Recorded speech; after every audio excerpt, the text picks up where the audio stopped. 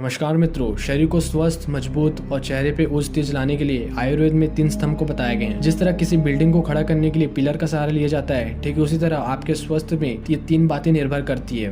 पहला है आहार, दूसरा निद्रा, तीसरा ब्रह्मचर्य। पहला आहार का सीधा मतलब है आपका खान पान। हमारे वेदों में आहार को ही जीवन बताया गया है। असल में देखा जाए तो आहार स्वयं में औषधि है। नियमित और संतुलित आहार का सेवन करने से सभी धातुओं और दोषों का पोषण मिलता है। आपके खान पान का प्रभाव सिर्फ शरीर पर नहीं बल्कि आपके मन पर भी पड़ता है। लेकिन आप जो कुछ भी खाते हैं वो सिर्फ तभी आपके स्वास्थ्य के लिए लाभकारी होगा जब आप खाने को सिर्फ स्वाद के लिए नहीं बल्कि स्वास्थ्य के लिए भी खाएंगे।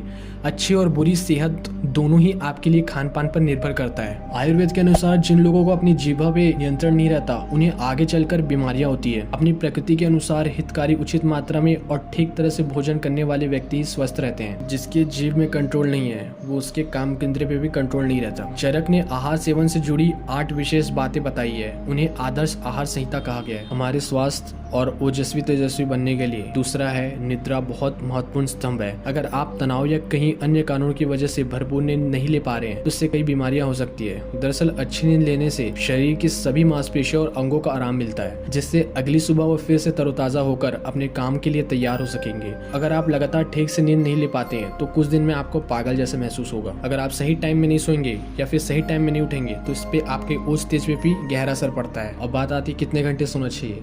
आयुर्वेद के अनुसार प्रत्येक व्यक्ति को 6 से 8 घंटे जरूर सोना चाहिए। वही नवजात शिशुओं को 18 से 20 घंटे सोना चाहिए, जिसका उनका शारीरिक और मानसिक विकास बेहतर ढंग से हो सके। पर्याप्त नींद लेने के फायदे बताता हूँ। रोजाना पर्याप्त नींद लेने से शारीरिक शक्ति, परुषत्ता, ज्ञान और आयु की वृद्धि होती है। इससे आपके ओज और चेहरे का निखार भी बढ़ता है। ये बहुत हमेशा ध्यान रखिए कि जल्दी सुबह उठे और रात में जल्दी सो जाए। आपको 9 से 10 बजे तक सो जाना है, 10 बजे तक तो सो ही जाना है और सुबह 4 से 5 बजे तक उठ जाना है। 5 बजे के बाद सोना नहीं है। आज के समय में अधिकांश लोग सुबह देर से उठते हैं और रात में देर से सोते हैं। यही कारण है कि इस जीवन शैली को अपनाने वाले लोग कई तरह की शारीरिक और मानसिक बीमारियों से ग्रस्त रहते हैं। एक बात और ध्यान रखिए कि जहां अनिद्रा या कम सोना अच्छी सेहत के लिए हानिकारक है, वही अधिक सोना भी उतना ही हानिकारक है। बहुत ज्यादा देर तक सोए रहने से आलस, कफ, मोटापा, पाचन, अग्नि कमजोर होना, ये सब समस्याएं आती है। तीसरा और सबसे महत्वपूर्ण है ब्रह्मचर्य। अगर आपको समाज में बदलाव लाना है, समाज में के लिए कुछ करना है या फिर आपको जो टारगेट है, अपने